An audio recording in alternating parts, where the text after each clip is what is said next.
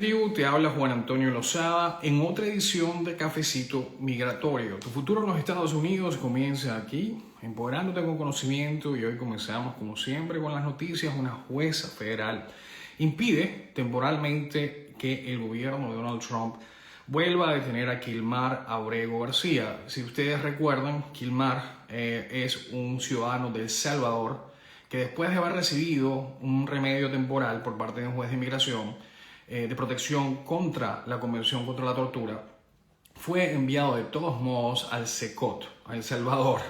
Fue enviado de vuelta por las autoridades norteamericanas, a pesar de que un juez federal en Washington, D.C., en Maryland específicamente, en realidad le había ordenado a la administración de Donald Trump que no enviara a este señor de vuelta a El Salvador.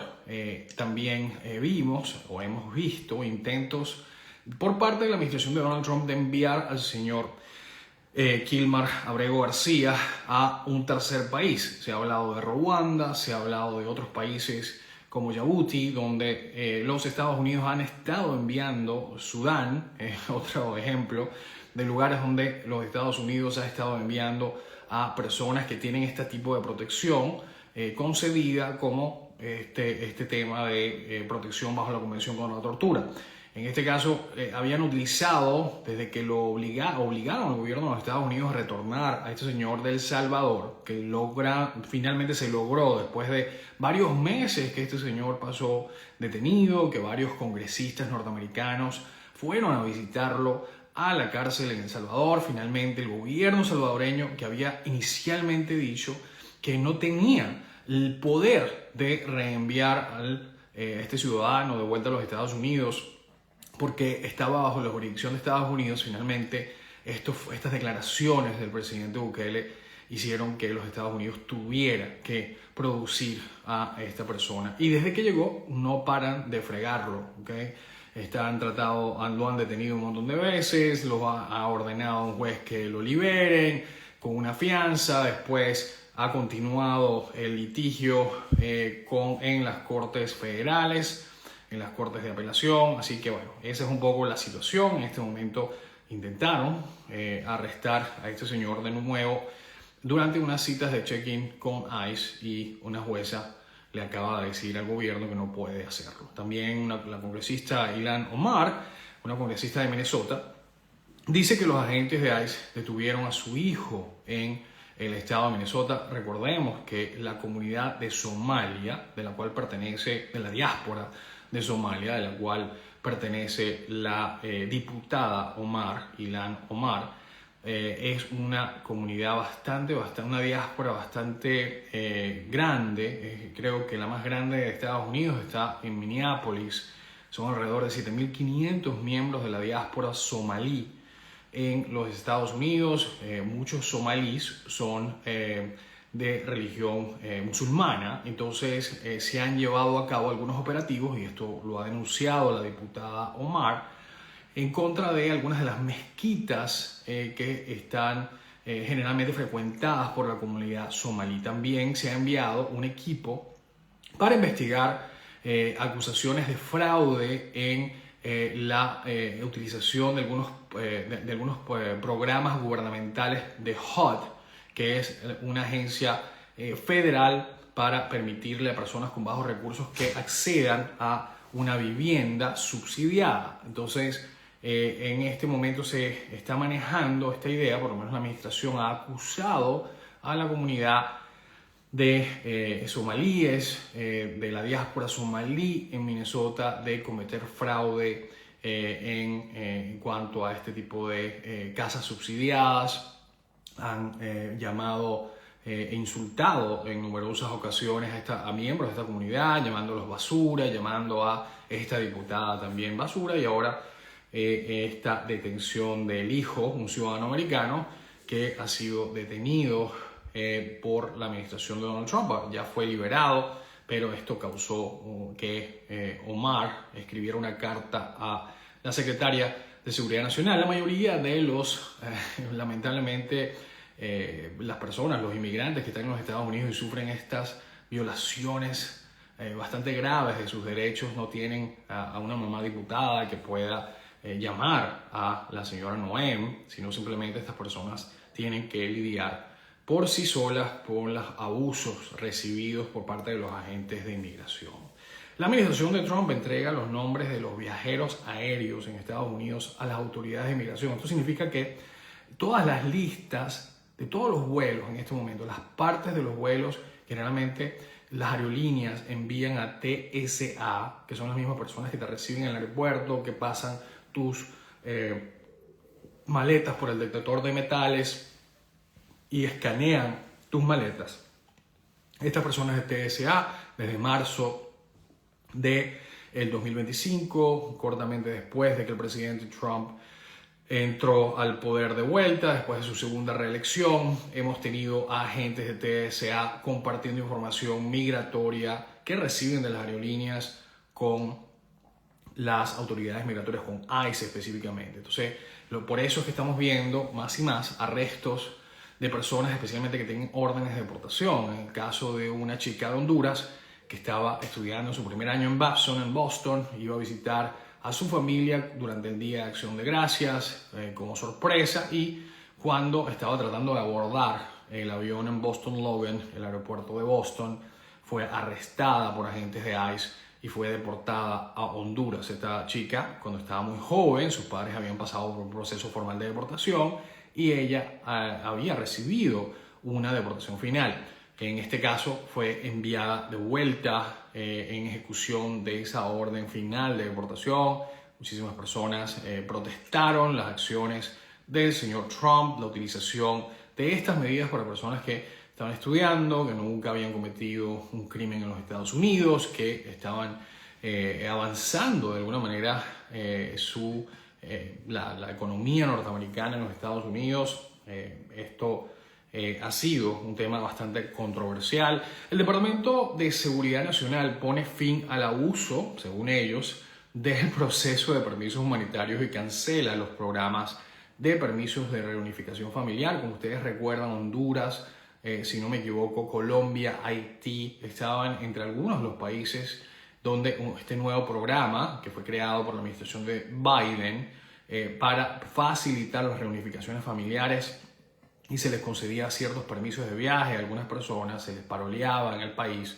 Este programa es uno de los últimos programas de Biden que todavía estaba en pie y que ahora ha sido eliminado por la administración de Donald Trump. La nueva ley contra inmigrantes entra en vigor el 1 de enero del 2026 en el estado de Texas. El gobernador Abbott, que ha sido uno de los aliados más acérrimos de la administración de Donald Trump, ha firmado las leyes que van a entrar en vigor ahorita el 1 de enero del 2026. Si usted vive en Texas, tiene que saber que ahora en adelante la Policía Estatal de Texas y varios de los departamentos de policía local van a estar autorizados para llevar a cabo algunas labores bajo la supervisión de ICE de detención de inmigrantes. También los departamentos de sheriff, los lugares donde se detienen a las personas por violaciones de las leyes penales de los Estados Unidos. Estas personas están, como siempre, siendo reportadas a las diferentes oficinas de distrito de ICE para que vayan a recoger a los inmigrantes después de que una oficina en el Pacífico, en el lado de California, que es la que se encarga de hacerles saber a las autoridades migratorias que un inmigrante ha sido detenido en algún lugar del país, y son los que coordinan que se les busque en estos centros carcelarios. Sabemos que el señor Donald Trump no está contento con la rapidez con la que se han deportado personas en los Estados Unidos. Él aspiraba que antes de llegar al año en el poder, que se cumple ahorita en enero, se iban a llegar a los millón por lo menos de deportaciones y expulsiones. Si bien es cierto que más de 1 millón, si no 1,5 millones de personas, de inmigrantes, han salido de manera voluntaria, se han autodeportado. El presidente Donald Trump tenía una meta muy específica de no que se autodeportaran, de que el aparato del Estado, el Ejecutivo, llevara a cabo una deportación masiva que iba a incluir por lo menos 1 millón de inmigrantes el primer año de su mandato. Esto No pareciera que se fuera a cumplir y por ende esto le está dando dolores de cabeza a Donald Trump. Está exigiendo que se cumpla esa promesa electoral, una de las probablemente pocas promesas electorales que se van a cumplir cuando consideramos que la economía, que supuestamente iba a mejorar el día 1 que llegara, no necesariamente ha sido ese el camino que ha tomado la economía. También con todas estas guerras de tarifas, todo lo que eso ha impactado en términos del costo de vida en los Estados Unidos, las deportaciones masivas también, ciertos sectores de la economía sin duda se han visto bastante afectados por esto, menos estudiantes internacionales pagando matrículas completas en las universidades de Estados Unidos, menos becas disponibles para todo el mundo, así que esta es un poco más la situación que estamos viendo en este momento. Las preguntas que tengo de Wendy Sarmiento 10 me pregunta: buen día, tengo mi cita de mérito el 18, no me aprobaron la videollamada, ¿qué me recomienda, abogado? Bueno, usted probablemente sea buena idea que usted vaya a su cita de mérito. Usted tiene que entender que si le niegan el caso de asilo existe una posibilidad que hayan agentes de ICE esperándola. No sé en qué ciudad usted se encuentra, pero tiene que estar sin duda pendiente de eso. Si usted no aparece, le van a dar una deportación a ausencia y en cualquier momento no va a poder salir de su casa porque en cualquier momento la van a parar. Y si usted vive en Texas o Florida o estados como ese, donde la policía coopera bastante cercanamente con las autoridades migratorias, no va a tomar mucho hasta que finalmente la arresten. LJ Molina News: casi todos los venezolanos que están esperando su cita de asilo en UCIS tienen su I-94 vencida. ¿Pueden detenerlos cuando vaya a su cita de medio creíble? Sí, pueden detenerlos sin duda. Si tienes una I-94 vencida, muy probablemente también pueden arrestarte en cualquier momento. Es simplemente a discreción de los Estados Unidos que usted todavía está afuera.